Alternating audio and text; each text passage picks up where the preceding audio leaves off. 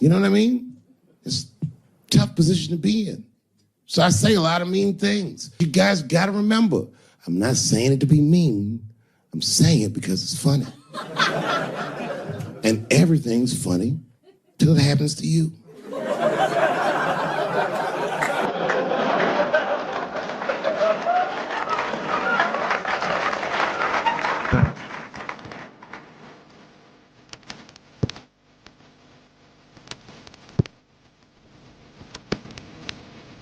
Then in the launch,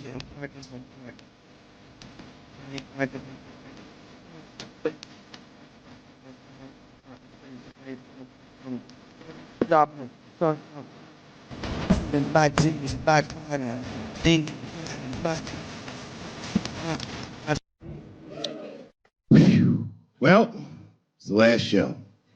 Here we are, Los Angeles, the world capital of rape and dick breath. The fuck has been going on out here? Keeps getting worse. But just when you think it can't get worse, they got Charlie Rose today.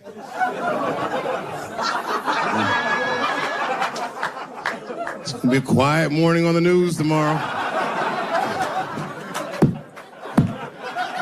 Charlie Rose, who's next? Captain Kangaroo? Everybody is raping like hotcakes. I, for one, am starting to get worried. You know, I've been in show business 30 years. I had no idea how much danger I was in. It's really some scary shit. I gotta tell you, Harvey Weinstein's probably the first person that I ever looked at a photograph of and was like, yeah, he rapes. I'm not sure this motherfucker has a choice. Not a handsome man. Not a lot of meat and extra skin on his face. Yeah, he's ugly. You know the sad part is, he's done so well in life, he probably doesn't know he's ugly. You know, when you're good looking, everybody will tell you, oh, you look wonderful, you're so great looking. But when you're ugly, you gotta figure that shit out for yourself. It's a lot of putting clues together through the years. Why am I not getting in the club? I got all the right shit on.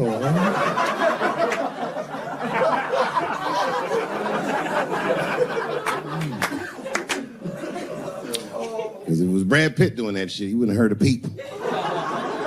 The girl would just come back down like, I got the part.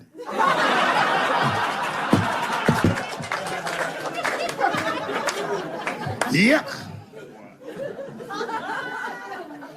And yet, it is important that I acknowledge, ladies, you are absolutely right. There you go. And they gotta all be mindful of that, guys, because this could happen to any of us. It could happen to me. I can see that.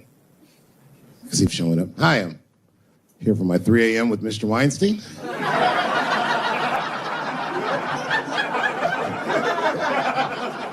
Hey, Harvey, I got your text. I'm here to talk about the script.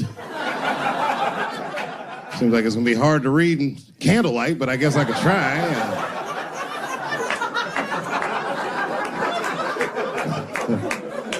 Sound like a fucking nightmare. Could you imagine that shit?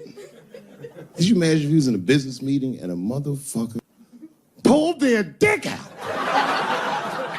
Middle of the meeting, I'd be like, yo, my man, this is the most unprofessional shit I've ever seen in all my days.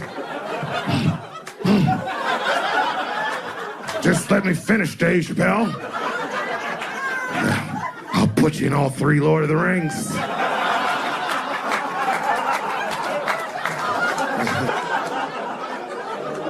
Hurry up, nigga. I have other meetings tonight. I have a 4:30 a.m. at Brett Ratner's house. And, I believe it's wardrobe fitting.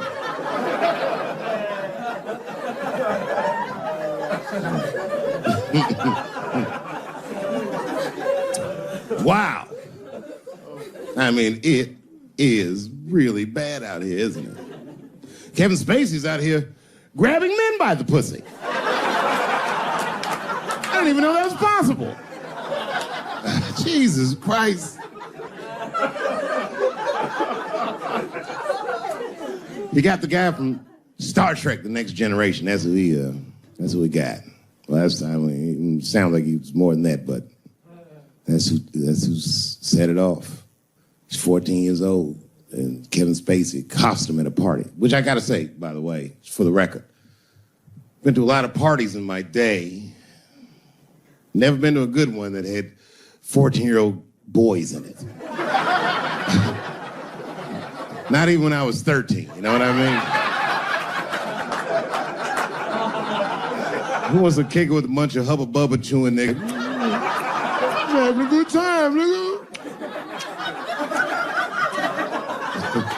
Yuck.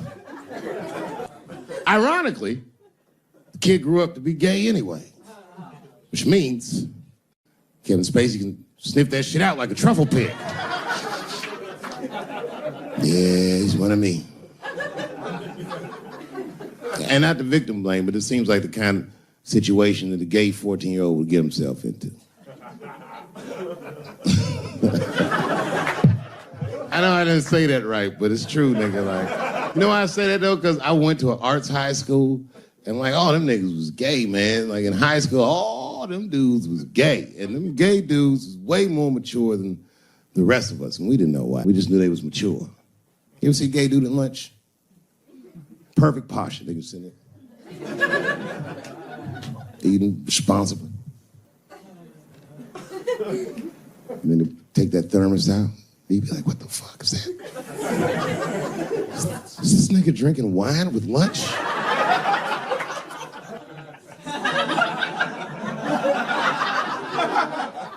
And we didn't know what it was.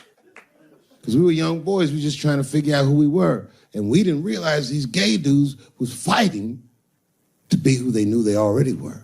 Some impressive shit. They were fearless, the gay kids. Fucking fearless. I've never seen a scared gay dude in my life. What kind of man has no fear? You could be tied up in a hostage situation with a gay dude. Them niggas will still be like, I'm thirsty.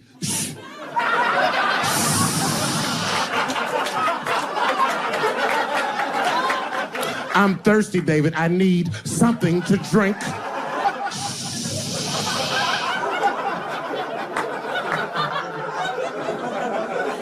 Well, then shoot me. I would rather die of a bullet than dehydration, nigga. I am thirsty. I need some water.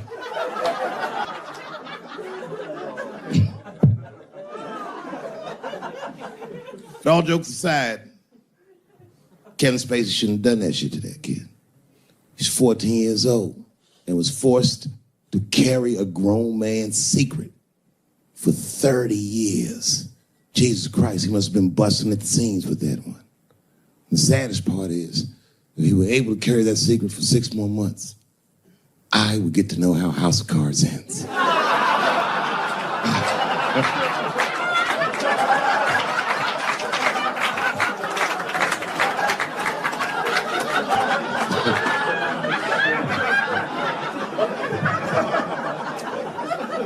Yep, ladies and gentlemen, these are dark times. New York Times said that Louis C.K. jizzed on his own stomach. You know, I've busted a lot of nuts in my day. None of them were newsworthy. Shit was really gross, because they didn't just say it like I said it. They didn't just say jizz on the stomach. They said it in that fucking Pulitzer Prize-winning style that the New York Times has. It was very descriptive, like, you know what I mean?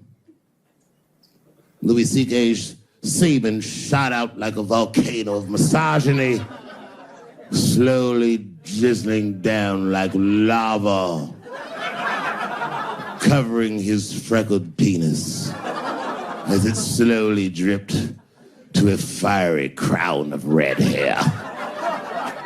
So, Jesus Christ, I'm trying to eat some huevos rancheros, and these niggas is...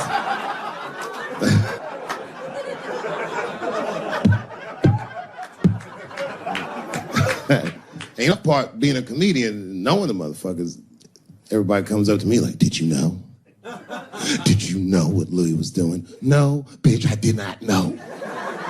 The fuck you think we talk about at the comedy club? Hey, nigga, how was the weekend? Great, man. I was just jerking off and faces and coming on my own stomach, having a good time. You know how this business is. No, I didn't know. They act like we sit around like Grease. Tell me more, tell me more. Then she put up a fight. Dun, dun, dun, dun, dun, dun, dun, dun, dun, dun. Sorry, I don't know the choreography, but you get the point. You get the point. She was intense. But Louis was like the turning point. I mean, you know, all these allegations are terrible. Louis was the only... I shouldn't say this, but fuck it. His allegation was the only one that made me, like, laugh. Well, if you think about it, because all his friends is reading it, and he's jerking off, and he's surprising people. He's surprising me.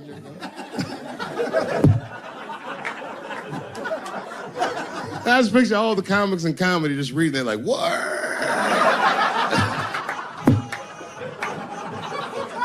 It's terrible. I know it's terrible. I'm sorry, ladies. You're right. You are right. But at the same time, I mean, you know what I mean? I don't know. Jesus Christ, they took everything from Louis. I was like, I don't know, it might be disproportionate. I can't tell. I can't tell. This is like where it's hard to be a man. One lady said, Louis C.K. masturbating in front of me ruined my comedy dreams. Word. Well, then I dare say, madam, you may have never had a dream. Come on, man, that's a brittle spirit.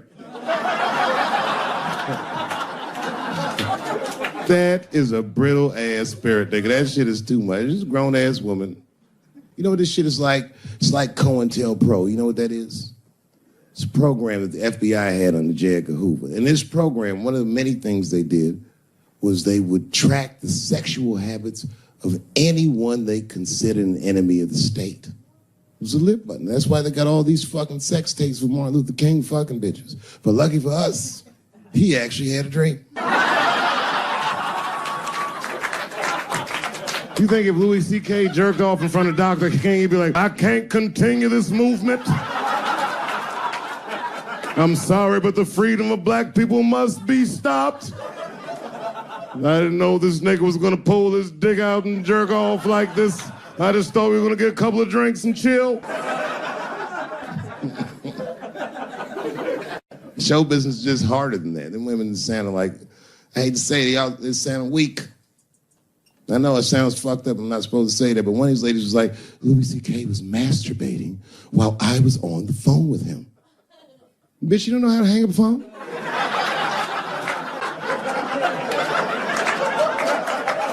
How the fuck are you going to survive in show business if this is an actual obstacle to your dreams? I know Louis is wrong, ma'am. I'm just saying I'm held to a higher standard of accountability than these women are. Don't forget who I am. Don't forget what I am. I am a black dude. And never forget how I got here. My ancestors were kidnapped. I don't even know where the fuck I'm from. They were put on the bottom of boats. They sailed them across the Atlantic. Many of them died. Only the strongest survived. And once they got here, they beat the humanity out of my people. They turned us into beasts of burdens. They made us do their work. And the irony is, hundreds of years later, they called us lazy. We fought in the Civil War. We damn near freed ourselves. And then in Reconstruction, black people did great. My great-grandfather was a very wealthy man. But then the black coats came, Jim Crow came, and there was 100 years of unspeakable oppression again. Lynchings, all kinds of terroristic acts to keep us in the margins of society. And yet we still fought. And Dr. King was born. And then things got better. 20 years after Dr. King was assassinated, Michael Jackson was moonwalking on television. Something, something, something, Barack Obama.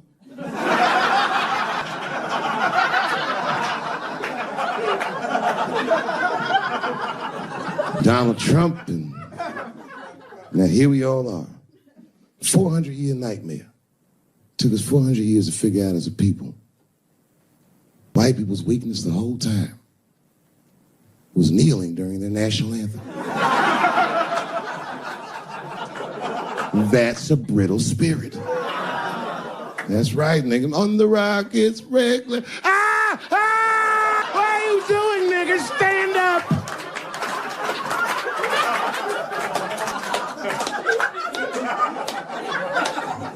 The Vice President of the United States got involved. Mike Pence got involved. He went to the game himself. These niggers will have to stand when they see me. And all them football players looked up in the stands and saw Mike and said, Mike Pence, come on, y'all. Woo, bang. Pow! Oh! Foiled. Brittle spirit. I could kill every white person in America at one time. You know how I'd do it? I would just wait for the Super Bowl. And right when they sang the national anthem, I'd have O.J. Simpson walk to the 50-yard line with them bad knees. Is that O.J. Simpson on the field? What the hell's he doing? Oh, I know what he's gonna do. Stop him!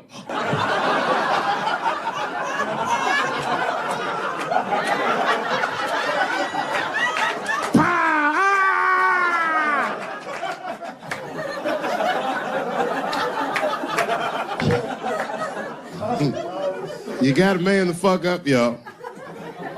I don't mean to be disrespectful, because, man, I know you're upset what I said, but, you know, I know you're right, but come on, baby, it's me. I was right once. Remember that? Does anybody remember when I was, like, missing from show business for 12 years? Remember when I had, like, this really popular show and I walked away from $50 million? A lot harder than walking away from Louis' freckled dick.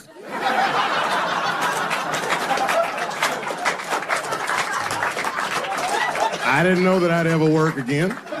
And yet here I am tonight. Did my dream die? No. I remember that shit.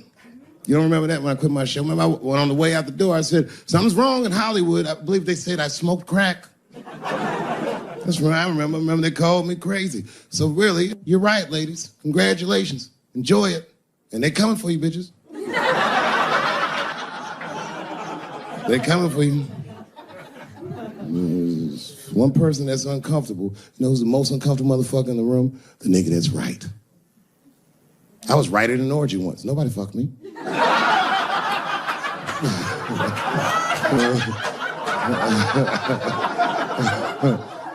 was just walking around like Tom Cruise at the movies, just looking. And ruined the whole orgy by accident. It's easier to ruin an orgy than you think. All you gotta do is wait for it to get kind of quiet and then go, ew.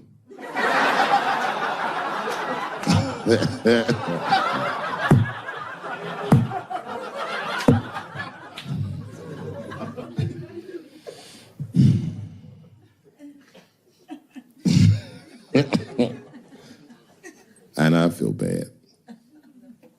But I just feel like this is all happening for a reason. And ladies, I want you to win this fight. 10 years ago, I might have been scared, but, you know, I got a daughter now, so if you win, she wins. So I'm rooting for you. And I agree with you. At least ideologically, I do. I don't know if you're doing it just right, but I mean, who am I to say? I don't think you're wrong. I just think that you can't make a lasting peace this way. You got all the bad guys scared, and that's good. But the minute they're not scared anymore, it will get worse than it was before. Fear does not make lasting peace. Ask black people. And that's what it is. What this city really needs, without irony, I'll say this, the cure for LA is in South Africa. You motherfuckers need truth and reconciliation with one another. Because the end of apartheid should have been a fucking bloodbath by any metric in human history, and it wasn't. And the only reason it wasn't is because Desmond Tutu and Mandela and all these guys figured out that if a system is corrupt, then the people who adhere to the system and are incentivized by that system are not criminals. They are victims. and that the system itself must be tried. But because of how systems work is so compartmentalized as far as information, the only way we can figure out what the system is if everybody says what they did. Tell them how you participated. Because men want to help, they're just scared. Because Ben Affleck tried to help. Hey, what happened to these ladies is disgusting. Oh, nigga, you grabbed a titty in 95. All right, fellas, I'm out. Fuck that, I ain't help. I just want to help. I want to be a good guy. Like, I can't even say the word Me Too anymore. The nigga tonight was like, Dave, I'm going to the comedy club. I was like, I am also going to the comedy club.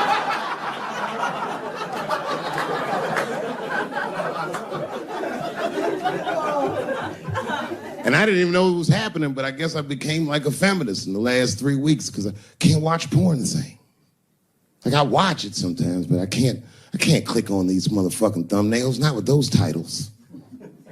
Guy crams young girl in the ass with hard right. I can't click on that. Come on, nigga, give me something I can click on. Dude gets sucked off by a midget. Little person, I say to myself.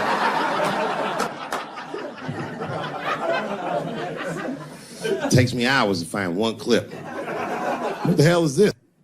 Marginally groomed feminist enjoys consensual sex with vaguely homosexual guy with penis the same color as mine. Click.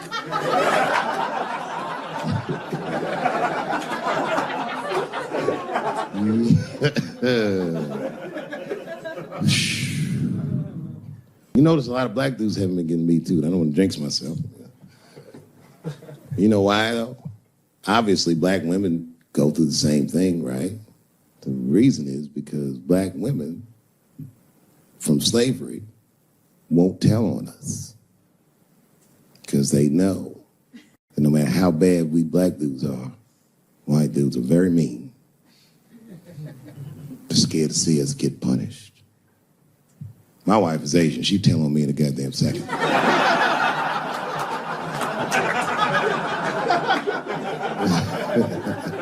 Ain't no fucking up in the Chappelle household. And the wildest shit about it is I live in Trump country.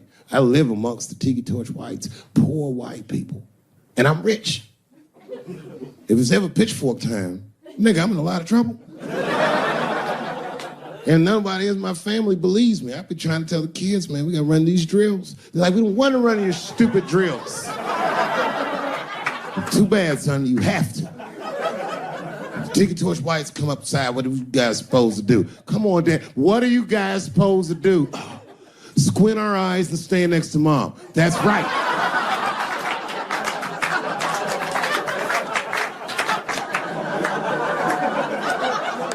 And what are you gonna bring me? Your gun and your groundskeeper uniform. That's right. I'll go outside and see what they want.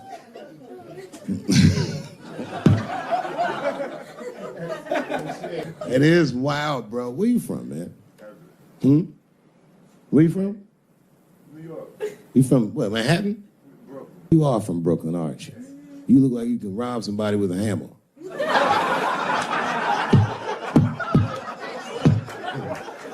Brooklyn niggas rob you with shit they find around the house. I just got stabbed with a toothbrush. This nigga must be from Brooklyn. I'm fucking around. Yeah, man. Well, you ladies are right. To be honest with you, your lives look terrifying to me. They do, man. I know nothing about being a woman, but I know fear. Yo, I used to live in New York when I was 17, and I couldn't even pay my bills. You know what I did to make money? I used to do shows for drug dealers that wanted to clean their money up. And one time I did a real good set, and these motherfuckers called me in the back room. They gave me $25,000 in cash. I was probably 18, 19 years old. I was scared. I thanked them profusely. I put that money in my backpack. I jumped on the subway and started heading towards Brooklyn at 1 o'clock in the morning. Never been that terrified in my life. Because I never in my life had something that somebody else would want. I thought to myself, Jesus Christ, if motherfuckers knew how much money I had in this backpack, they'd kill me for it. And then I thought, holy shit. What if I had a pussy on me all the time?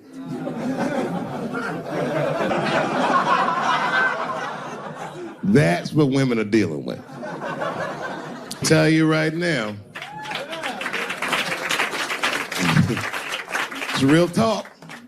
If them same drug dealers gave me a pussy and said, put this in your backpack and take it to Brooklyn, I'd be like, nigga, I can't accept this.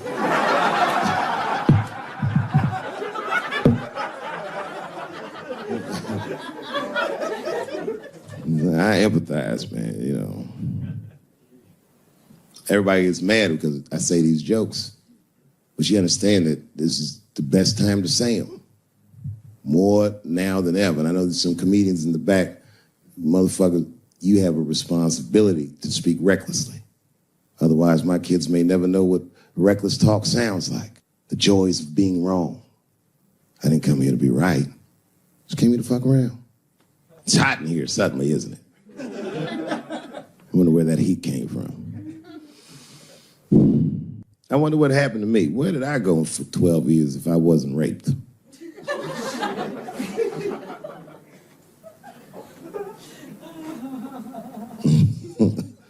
Maybe there's something else going on.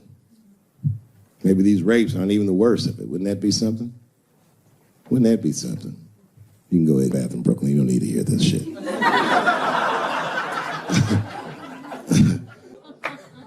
You see that motherfucker right there? He's under an enormous amount of pressure. He is. Just being big and black with that hairdo, nigga, motherfucker's a suspect for everything. Except white-collar crime.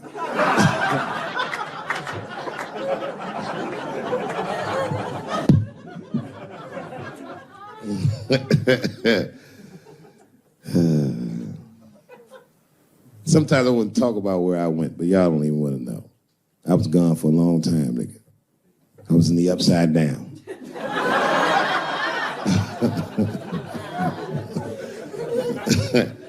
Scary being a white dude now, isn't it? A little bit, no? Well, you're not gonna get me too. But you know what I mean? It's funny for a black dude to see white people go through this because this is how it always is for us. All my heroes is either murdered by the government or registered sex offenders. Sad, I know, man. But we've already been through it. Like Michael Jackson. Remember when they said all that shit about Michael Jackson? They never proved anything till his dying day. But they said that he did some very heinous things. And one time I watched a documentary about it. They were talking about all the shit Michael Jackson allegedly did. And as they were saying all these allegations, they started showing pictures of his home, the Neverland Ranch. You ever seen Michael Jackson's house on television? Well, the short of it is, there's a lot of things for kids to do with that place.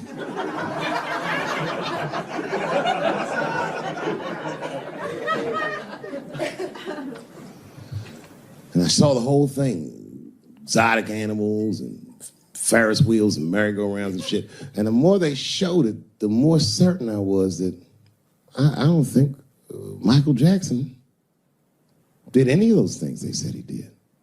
His house didn't look sexual. It looked like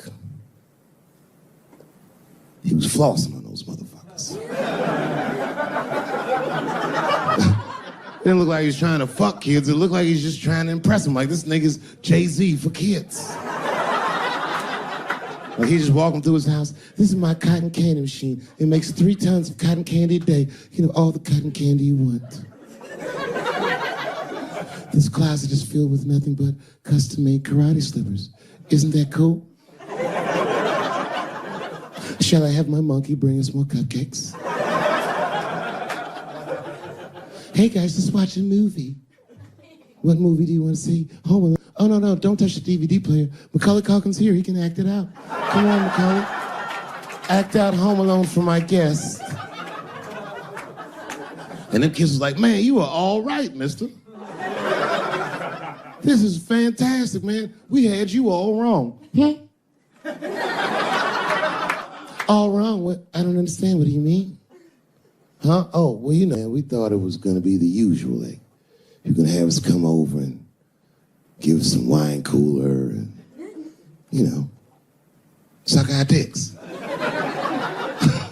What? Suck suck your dick. You faggot ass kids. Nobody trying to suck your dick, nigga. I was trying to show you a better life. Bubbles, get these kids the fuck out of my house. You're just like everyone else. Hollywood is no place for moral absolutism. You know what I mean? We must never forget that R. Kelly peed on a 15-year-old girl. And he also wrote, I Believe I Can Fly. Same guy, same lifetime. If I showed you that video of him peeing on that girl and scored it to I Believe I Can Fly, he'd be torn. I used to think that I could not go on. You would know how to feel. If I can see it.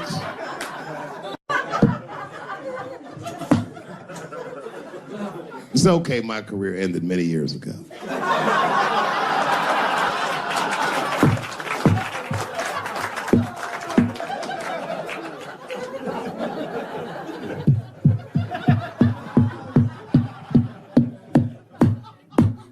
Order. No, I'm terrible. I'm sorry, everybody. I'm sorry. You want to know what happened to me? Yeah. Nah.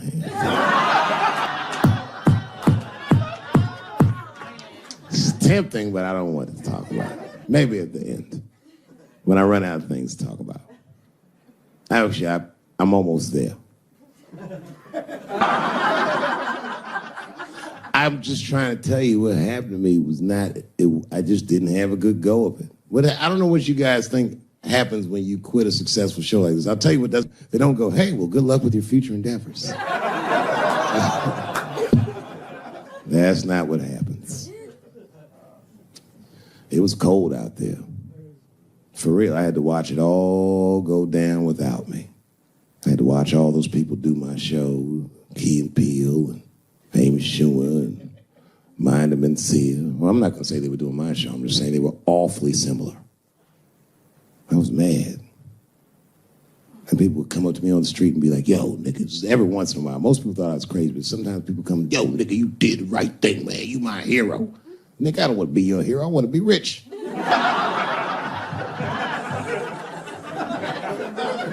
Never choose to be a hero, because heroes die uncomfortable deaths. All I wanted to be was Paul Revere. I just needed one heroic moment, you understand? Paul Revere's ride was only one night. And then 40 years of him being like, hey, y'all, remember that time everybody was asleep and I was up and the British was coming? Boy, it's a good thing I was awake, nigga. Everybody be dead.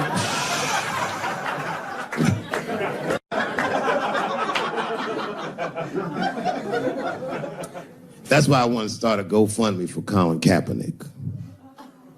I do, man. I'm fascinated with him. I want to make sure he never has to play football again. He can if he wants to. I just don't want him to have to. Because why the fuck not? I know he's rich and people would be like, I'm not giving a GoFundMe to a rich dude, but you should. You should. Because that motherfucker's life was going great. He's so light-skinned, he didn't even have to say he was black. And yet, he took a knee during that anthem for us. Thought about us when things were going good, when his belly was full, when he didn't think about his livelihood or any of that, and they took his livelihood away from him. I'm like, man, that shouldn't be the way it is. Every fucking person that takes a stand for somebody else always gets beat down, and we watch it. Over and over and over again, we watch it. But we should pay those motherfuckers for blowing the whistle. Because they make our lives better. And we could change the narrative. We could make one motherfucker have a good outcome for doing the right thing. And that would make another motherfucker be brave enough to do the right thing. And if you did that, then niggas like Harvey Weinstein wouldn't rape for 40 years because bitch want a stupid-ass part. We should take care of each other. Wouldn't it be nice to be like, remember that time they was gonna kill Jesus, but then he got all that money?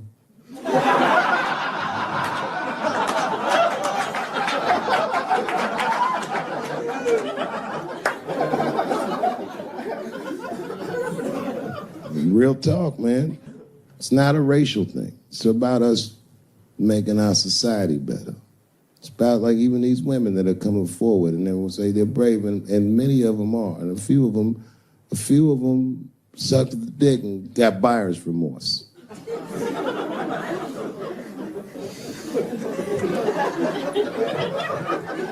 Yo, that's a huge omission from this narrative. This wouldn't have gone this far if some women weren't willing to do it. You can't ask every woman to hold the line. Some women can carry things heavier than others.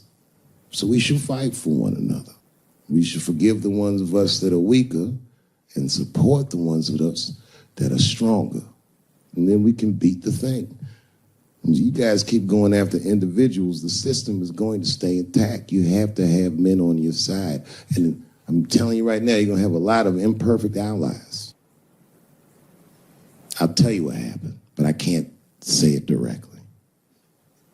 There's a book to me that encapsulates my entire experience before I left the show. And the book is called Pimp. It's written by a guy named Iceberg Slim. Here, bring it up here. This is Matthew. Matthew is from France. He's white. And yet, he has an original copy of this book written by a black American who was a pimp in the 40s. Iceberg Slim, his real name was Robert Beck. He got the name Iceberg because he was in a bar in Chicago and there was a shootout in the bar and a bullet through this nigga's hat and he still finished his drink. Pimps love shit like that. They said, man, you ice cold. And he said, I like that. And it stuck. This book is so heavy in the front. It has a glossary of pimp terms because the ideas are so foreign to the American ears. For instance, do you know what the phrase mileage on a hoe means? Of course you don't. Mileage on a hoe is a very wild concept. It means that pimps understand there's a finite amount of bad shit a person can do before they'll lose their fucking mind. And a good pimp can look at a woman that he's never seen before and call it, she's good for 500 fucks. That's her mileage. Anything over that, that bitch is gonna spill. They do it to you. Why the fuck you think most of us work from 9 to 5? 9 to 6 might kill a bitch.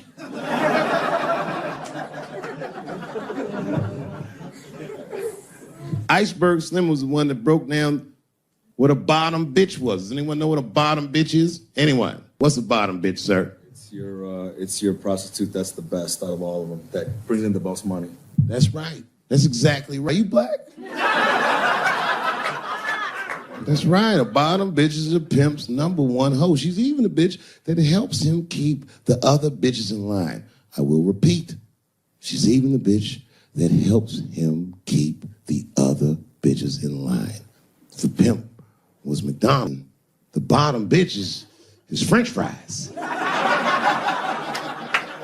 The rest of them bitches is like fish sandwiches and cherry pies and shit like that. Iceberg Slim breaks down some of the coldest capitalist concepts I've ever heard in my life. He describes in detail how these men break women so that they will give them the money that they make with their own bodies. There's a story in here so cold it makes me shudder to think about it. Well, Iceberg Slim trying to control the woman that he finds uncontrollable. So he asks older pimp how he can rein her in. And the older pimp says, oh, that's easy, Iceberg. All you have to do is beat that bitch with a coat hanger and then run her a bath and give her some pills. She'll be so grateful that you fixed her that she'll forget you were the motherfucker that beat her in the first place. That's some cold shit. Now, at the end of this book, Iceberg Slim tells a story. It's kind of the crescendo of the book. And in the story, Iceberg Slim's bottom bitch is at the end of her mileage. If she was good for 500 fucks, she was at 498. She was bubbling. You could see it. She was going crazy. She started saying all kinds of shit. Oh, I always wanted to be in circus. Circus? This bitch is loose. I can juggle too, you know. Juggle? He had to let her go. It's hard to let her go. A bottom bitch go. And he wasn't ready to let her go because his organization couldn't handle losing her. But she didn't know that. She didn't know how important she was. So what he did was, he called her to a diner. He said, look, bitch, you and I gotta part ways. She said, fine, motherfucker, I don't need you anyway because I know somebody at Ringling Brothers. She's like, all right, bitch, whatever. I got one last trick for you. It's a big money trick. You do this for me, you get paid, I get paid, and we go our separate ways. She said, fine, motherfucker, what do you want me to do? He said, okay, there's a guy in that hotel across the street. He's waiting for you in room number 7. I want you to go over there and I want you to fuck him.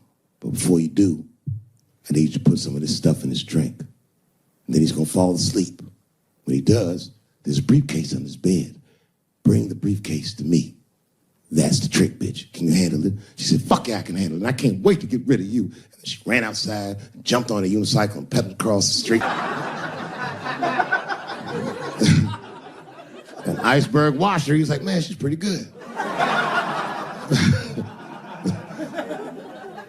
Man, if I never jerked off in the face, maybe she would have been in the circus right now.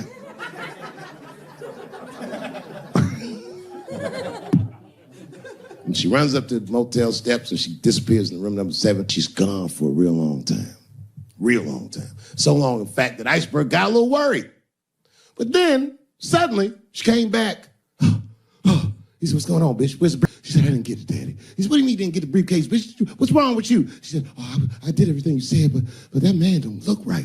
Something wrong, Daddy. He said, what do you mean something's wrong, bitch? Did you put that stuff in his drink? She said, I did everything you said, Daddy. I put all of it in his drink. He said, wait a minute, bitch. Wait a minute. You put all of it in his drink? Now he had to see for himself. The two of them go across the street to the motel and they go into room number 7, and on the bed, laying lifelessly, is the white man that she was supposed to fuck. And Iceberg said, you right, bitch, she don't look good. What the fuck? So he called a friend of his that was a doctor that was close by. And the doctor came in, gave the guy a thorough examination and told them both what was obvious. Slim, this motherfucker is dead. Oh, God, Daddy. Oh, no. Oh, no, we killed him. He said, calm down, bitch. We didn't do anything. You killed this motherfucker. And then he reached under the bed and the briefcase, he popped it open. It was filled with money. More money than any of them had ever seen. And Iceberg took a little bit of the money and gave it to the doctor, and the doctor left discreetly. All right, bitch, let me think. I can fix this for you. I know somebody I can call. But if I call him, I'm gonna owe these motherfuckers a big favor. Oh, God, Daddy, please. I don't want to go to jail. Neither do I, bitch, so will you shut up? She picked up the phone. She heard him mumbling in the phone a little bit. He hung up the phone, and she was pacing the room, and he was just standing there cool, and they were waiting, and then suddenly, a van pulled up downstairs. 2 guys get out with a carpet. They walk upstairs. They roll that carpet out on the floor. They throw the body in the carpet. They roll that motherfucker up like a burrito. They pick that shit up, and they throw it in the back of the van. They come back up, and Iceberg opens the briefcase again and gives them a little money. He says, I'll get in touch with you guys later. They say, you're not going to get in touch with us at all. We'll find you. He said, whatever, nigga. And they bounced. Oh, God, Daddy, oh, God. He says, relax, bitch. Listen, we getting the fuck out of here. You go downstairs, you get the car. We got to leave separately. She went, she got the car. Iceberg grabbed that briefcase, waited a few minutes, looked out the window, and then he went down with her. They both got in the car, and they drove off. She was a blubbering mess. Oh, you did all this shit. He said, I told you, bitch, we didn't do anything. You killed a motherfucker, and I cleaned him up.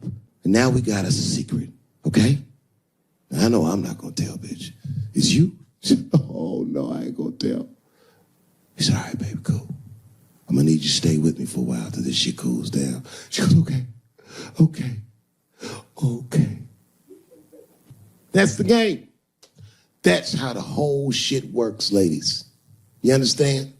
This bitch was at the end of her mileage. She was at 498. She ended up tricking for Iceberg for another 6 months. She must have turned another 200 tricks for him. Do you understand? That's some cold shit. And the cold shit about it is that the dead guy on the bed wasn't even dead at all. This motherfucker was just a friend of Iceberg's acting like he's asleep. The doctor wasn't a doctor, it was a motherfucking butcher that happened to have a white coat. And the dudes who came in the moving van clothes was dressed like movers because they were movers. Iceberg had gotten a new apartment. And the bag of money was Iceberg's money in the first place. The money he got from all those women. That's a cold game. That's the motherfucking capitalist manifesto. And that's why I went to South Africa. So now we got us a little secret, bitch. I came here tonight because this body of work that I've done on Netflix, I'm going to complete. All the questions you might have had about all these jokes I've said in the last few years, I hope to answer tonight. And I'd like to start by addressing the LGBTQ community directly.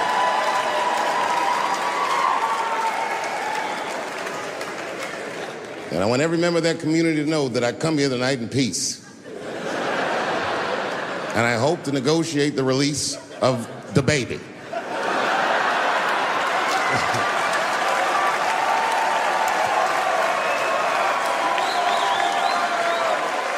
Sad, sad, sad story.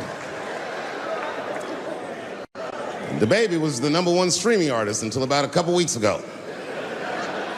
He took a nasty spill on stage and said some wild stuff about the LGBTQ community during a concert in Florida.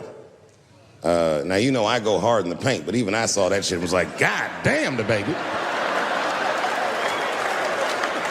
Ooh, he pushed the button, didn't he?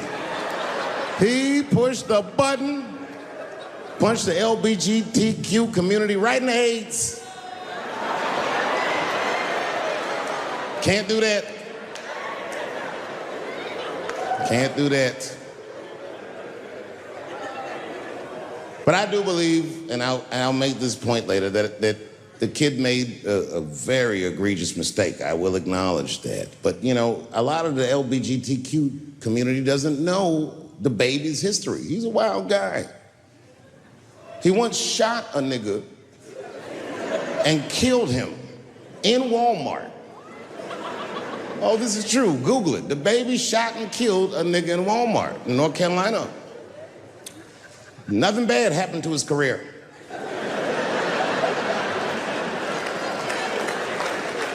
Do you see where I'm going with this?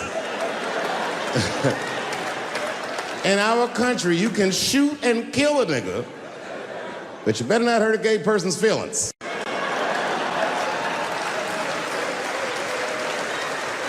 And this is precisely the disparity that I wish to discuss.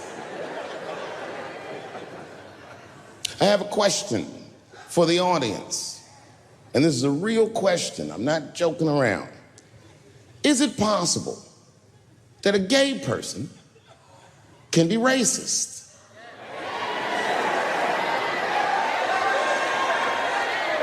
Do you really think so? Of course it's possible. Look at Mike Pence.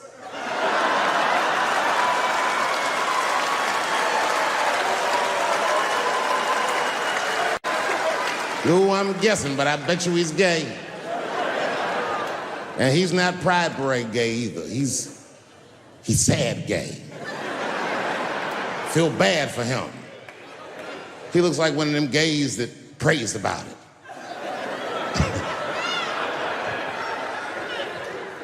Jesus, please take these dirty feelings out of my heart. Please, Jesus, make these buttholes ugly to me. I don't want to keep on tasting these dicks.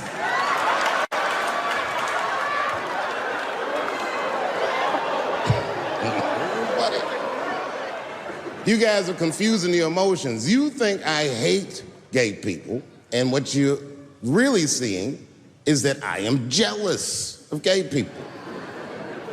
Oh, I'm jealous. I'm not the only black person that feels this way. We blacks, we look at the gay community and we go, God damn it, look how well that movement is going. Look how well you are doing. And we've been trapped in this predicament for hundreds of years. How the fuck are you making that kind of progress? I can't help but feel like if slaves had baby oil and booty shorts, we might have been free 100 years sooner, you know what I mean? If Martin Luther King was like, I want everybody to get up on them floats, get your bodies good and shiny.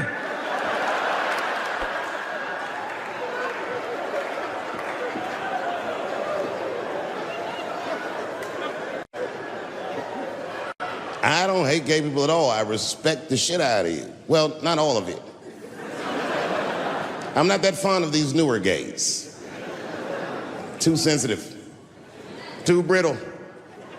Those aren't the gays I grew up with. I miss them old school gays, nigga. Them Stonewall niggas, them the ones that I respect. They didn't take shit from anybody. They fought for their freedom. I respect that shit. I'm not even gay. And I want to be like a Stonewall nigga. Them old school gangster gays, them glory hole niggas, them the ones I like.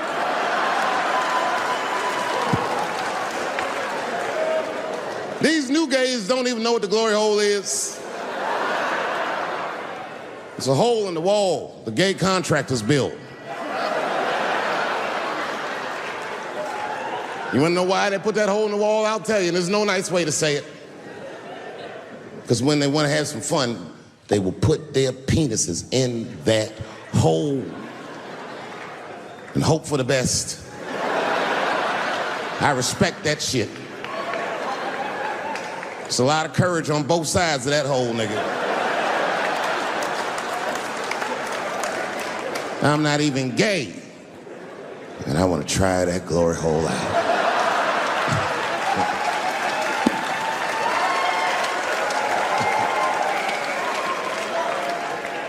What if Martin Luther King had to integrate the glory hole? I don't care if it's black lips back there, white lips back there. A mouth is a mouth. A warm, wet mouth. I'm going all the way. I got in a fight, almost got in a fight. It's complicated. I was in a bar in Austin with my wife. And it was during COVID, and a woman came to our table, and she was maskless. And this bitch came over, no mask, all H words. Hi, how are you? Droplets was coming out of this bitch's face. We all covered our drinks. Oh, bitch, what are you doing?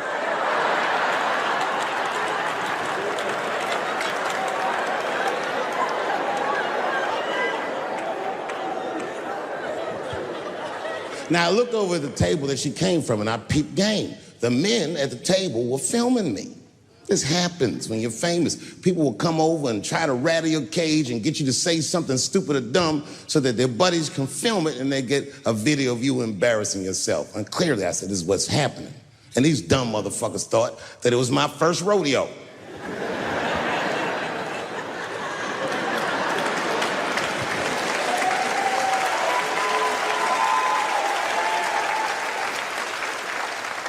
Sadly, it worked. I ran right over there. I pointed right in the camera. I said, you's a bitch-ass nigga for doing this to me.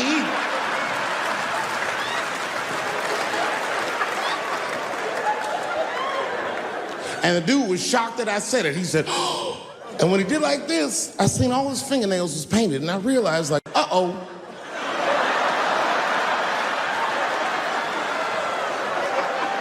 This fella's gay.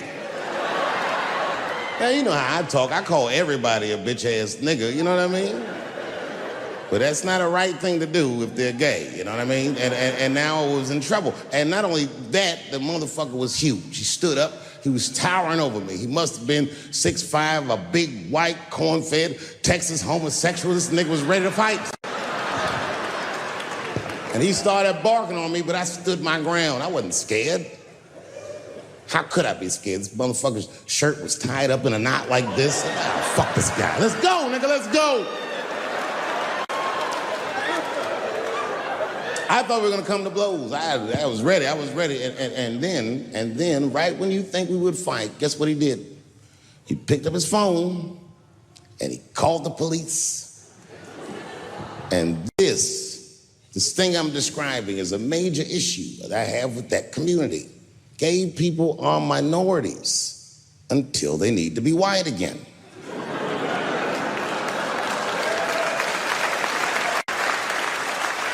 I'm being very brutally honest so we can solve this problem. I'm telling you right now, a black gay person would have never done that to me. Because a black gay person knows when the police shows up, they're not gonna care who called them.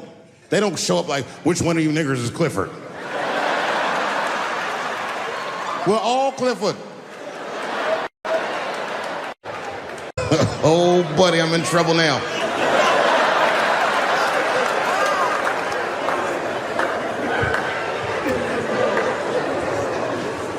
Before I go, I want to share this story with you because it's important to this point. I want your community to know that one of the coolest people I ever met was a transgender woman. And this is not a man that I knew that became a woman. This woman was trans when I met her. Lived in San Francisco. Daphne Dorman is her name. I would do 18 shows in the Bay Area, sometimes in Oakland and Dirty Hood nightclub, and she would be there, a white trans woman, laughing loud and hard at everything I said, especially the trans jokes. It's very puzzling because she was obviously trans. And one night after one of the shows, I met her. And what it was, turns out, it was her dream to be a comedian. And I was her hero. It's very moving. I could not dislike somebody that felt that way about me. We became fast friends. And when I made that special Sticks and Stones, right as it was coming out, I happened to be in San Francisco and I wanted to do a show, but I needed an opening act. And I remembered that trans woman I had met. So I called her on the phone. And I called her myself. I said, hey, Daphne, this is Dave Chappelle. She couldn't believe it. And I go, I'm in San Francisco. And then she started saying a bunch of wild stuff. I was like, relax now. I don't want any pussy. I was, I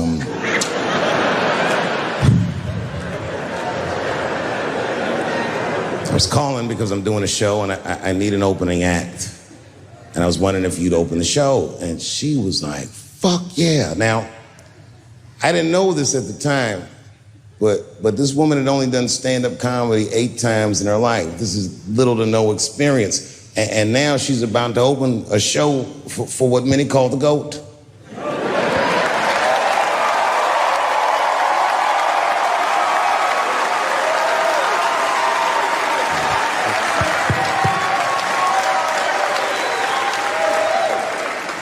She's an amateur in stature, but in practice, she was very professional.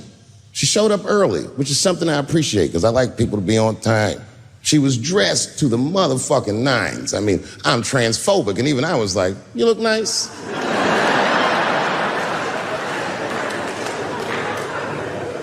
Went up on the stage with all the swag of a professional comedian, grabbed that mic and walked right down the middle and looked at the crowd like a gangster. Man, you should have seen her work. This bitch bombed for 45 minutes straight. And I am not exaggerating, young man. That show was terrible. Stunk. Stunk. And then she brings me on and, you know, I was like a glass of water after a handful of salt. The crowd was happy to see me. I was killing it. But here's what impressed me. Any other comedian I've ever seen, if they had bombed as bad as she did, would have snuck out of the back of the theater and went home and cried or something. And she didn't do that. Not only did she not leave, she found a seat right up in front. You know, when a new comedian watches an experienced comedian in comedy, we call this taking class. And this bitch took my whole class. She sat up there and was laughing as hard as she always laughs, as if nothing bad had even happened to her. And I saw her show. Something bad happened to her.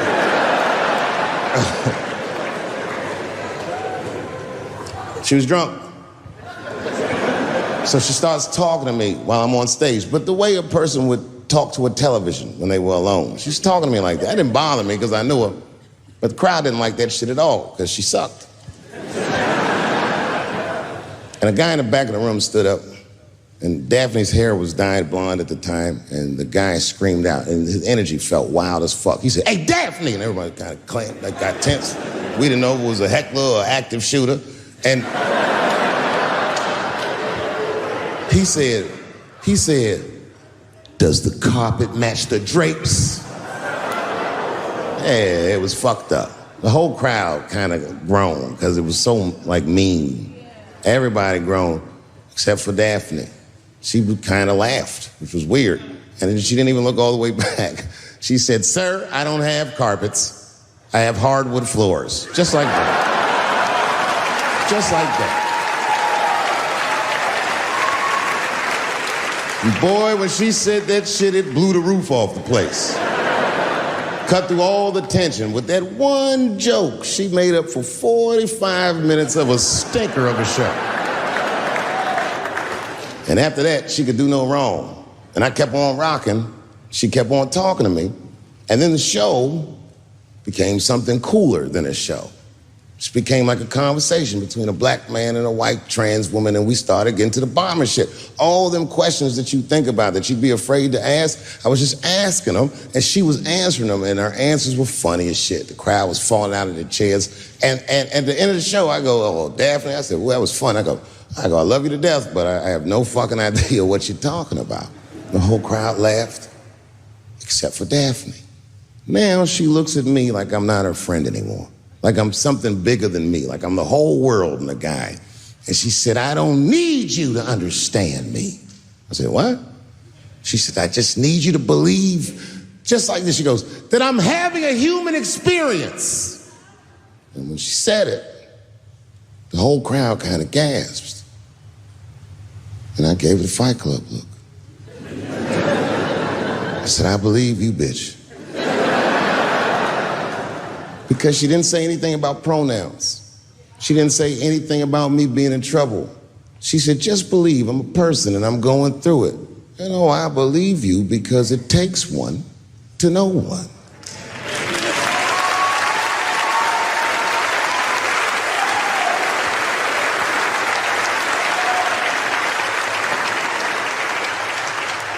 Then I told the crowd good night, and they start going crazy. And before the applause gets to its crescendo, I say, "And don't forget my opening act, Daphne." And the crowd stood up. And I looked at her, and tears came out of her eyes. She couldn't believe it was happening. I couldn't believe it was happening because her show stunk. And it was a great night. I remember the late, great Paul Mooney was there. A bunch of fly-ass comedy niggas was there. And we all went backstage and was just drinking and talking shit and laughing, and Daphne stole the room. She had everyone cracking up, spinning the yarn, telling us all these crazy stories about shit she be into. We all laughing real hard, and as she's telling us and everyone's laughing, I'm looking around, I'm like, "Oh my God, she is funny." I pulled her aside and I said, "You're hilarious. I didn't know that when you were on stage." I said, "You're doing some things wrong, but I can help you." I said, "Anytime I'm in San Francisco, why don't you open the show for me, and I'll just try to give you some pointers, see if you can't work this thing out." And she said, "Are you serious?" I was like, "Yeah." And she grabbed me real tight, hugged me, squeezed me, and I pushed her off violently because I'm transphobic. I said, "Boundaries, bitch."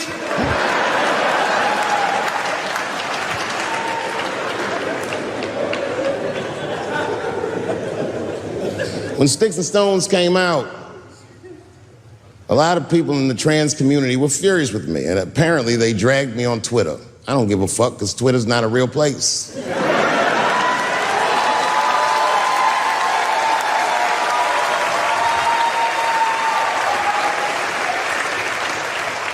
And the hardest thing for a person to do is go against their tribe if they disagree with their tribe. But Daphne did that for me. She wrote a tweet that was very beautiful, and what she said was almost exactly what she said. She said, punching down on someone requires you to think less of them. And I know him, and he doesn't. He doesn't punch up, he doesn't punch down, he punches lines, and he's a master at his craft. That's what she said.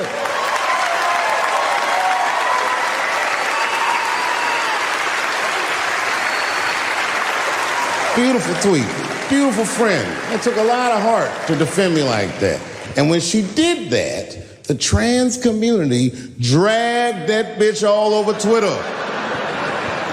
For days, they was going in on her, and she was holding her own because she's funny. But 6 days after that wonderful night I described to you, my friend Daphne killed herself. Oh, yeah. It's a true story. My heart was broken. Yeah, it wasn't the jokes. I don't know if it was them dragging her. I don't know what's going on in her life, but I bet dragging her didn't help. I was very angry at them. I was very angry at her. I felt like Daphne lied to me. She always says she identified as a woman, and then one day she goes up to the roof of a building and jumps off and kills herself. Clearly, only a man would do some gangster shit like that.